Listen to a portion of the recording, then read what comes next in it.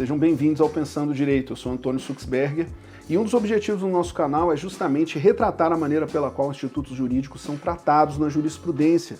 Nós sabemos, isso por dicção expressa do Código de Processo Civil, que os tribunais têm a obrigação de uniformizar sua jurisprudência, mantendo essa jurisprudência estável, íntegra e coerente. Nesse estudo, portanto, é muito importante que nós acompanhemos a maneira pela qual os tribunais têm sistematizado os seus entendimentos sobre alguns assuntos. Recentemente, no último dia 12 de março, o STJ editou uma coletânea de entendimentos sobre o acordo de não persecução penal. Vamos tentar acompanhar o que diz essa coletânea de apreciações e analisando um a um para que nós não tenhamos dúvida alguma sobre o acordo de não persecução penal. Vem comigo! O acordo de não persecução penal, um instituto que ingressa no nosso ordenamento jurídico em forma de lei por meio do pacote anticrime, ele se encontra previsto no artigo 28A do Código de Processo Penal. E ele traduz o que seja um negócio jurídico processual celebrado entre o titular do direito de ação, como regra o Ministério Público, naqueles crimes cuja pena mínima não seja superior a 4 anos. E atendendo uma série de requisitos que estão lá estabelecidos no artigo 28A, o Ministério Público celebra um acordo com o investigado que, aceitando esse acordo devidamente assistido por seu advogado, e esse acordo sendo homologado pelo juízo, uma vez cumprido, a consequência é a extinção da punibilidade do fato. O acordo de não persecução penal evita a persecução penal. Uma das teses fixadas pelo Superior Tribunal de Justiça nesse conjunto de julgamentos, ela pode ser compreendida da seguinte frase: falta de confissão no inquérito não impede o Ministério Público de propor acordo de não persecução penal. A confissão do investigado sobre o fato noticiado é um pressuposto do acordo de não persecução penal. Sem confissão, não se cogita dessa possibilidade.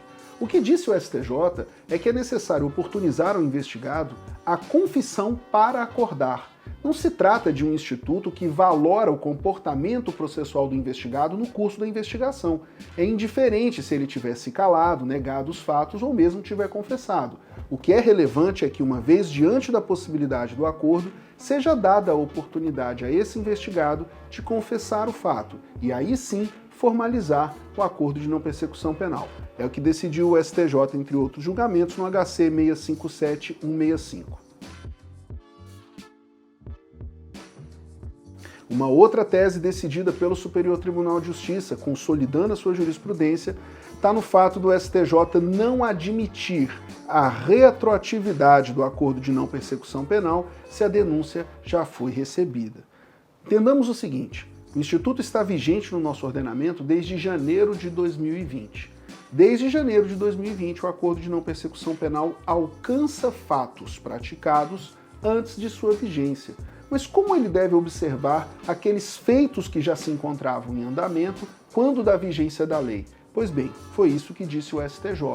O Ministério Público ou mesmo o investigado deve, então logo vigente a lei, se manifestar sobre o Instituto. E o ponto que o Superior Tribunal de Justiça fixa, entre outros julgamentos, no habeas corpus 628 e 647 pela sexta turma, é a possibilidade de aplicação retroativa do ANPP desde que a denúncia não tenha sido recebida. Uma outra tese fixada pelo STJ também nessa consolidação dos casos de ANPP é que os efeitos retroativos do acordo de não persecução penal têm precedentes, não apenas no STJ, como também no Supremo Tribunal Federal e também nos órgãos revisionais do próprio Ministério Público. No STJ, eu destacaria para vocês o HC 607-003 da quinta turma. No próprio Supremo Tribunal Federal merece destaque aqui o habeas corpus 191.464. O que está sendo ali fixado? O acordo de não persecução penal, ele se aplica aos fatos praticados antes da vigência da lei, o que é bem diferente de dizer sobre a aplicabilidade do Instituto em relação ao estado dos processos quando da vigência da lei. Não há dúvida alguma, por se tratar de um instituto despenalizador, ele pode alcançar fatos anteriores à vigência. Agora, em relação ao processo, desde que a denúncia não tenha sido recebida.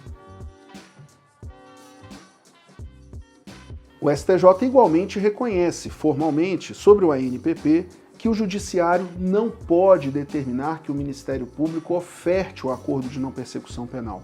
Entre outros julgamentos, eu destacaria o recurso ordinário em habeas corpus, o RHC, 161.251. E ele diz o óbvio, é atribuição exclusiva do Ministério Público propor o acordo de não persecução penal. O juiz não pode se substituir ao titular do direito de ação para propor ao investigado que seja essa possibilidade de acordo. O ponto é, o pacote anticrime, ele retira o juiz do controle da discricionariedade persecutória.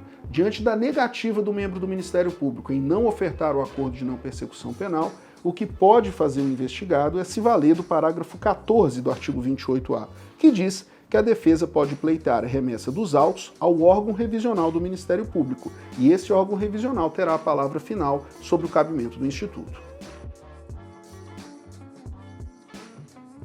Uma última tese fixada pelo STJ nessa coletânea de decisões sobre a ANPP diz respeito à manifesta inadmissibilidade do acordo como possibilidade que torna despiciendo remeter os autos à instância revisional do Ministério Público. Vejam só, a negativa do membro do Ministério Público em propor o acordo, ela pode ser enfrentada por meio de um pedido da defesa para que os autos sejam remetidos ao órgão revisional do Ministério Público.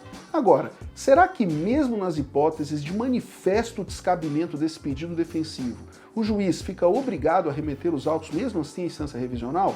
Pois bem, diz o STJ, com acerto, que se é manifesto o descabimento desse pedido revisional, ou seja, se o argumento subjacente a essa negativa de oferta ao ANPP é manifestamente descabido, não há por que se proceder a essa remessa unicamente para que se crie um obstáculo processual. Imagine um crime que não admite a ANPP, claramente. Não é caso de se remeter ao órgão revisional. O que nós percebemos é que o Superior Tribunal de Justiça tem enfrentado os diversos temas controversos versando sobre o acordo de não persecução penal. Como instituto vigente desde janeiro de 2020, nós podemos hoje afirmar que já há uma jurisprudência, um entendimento consolidado e reiterado dos tribunais sobre os diversos problemas atinentes à sua aplicação. Vamos acompanhar um a um, tentar entender o que sejam esses casos julgados a partir do que sejam os posicionamentos dos tribunais para além das emendas e, assim o fazendo, tentar compreender de maneira adequada como os tribunais têm conformado os institutos, nesse caso especial, o ANPP. Então, logo outras decisões ou coletâneas saiam sobre temas importantes do direito processual penal, você acompanha aqui conosco como compreender, estudar e adequar esses institutos à melhor compreensão. Acompanhe o Pensando Direito. Eu vejo você na próxima oportunidade.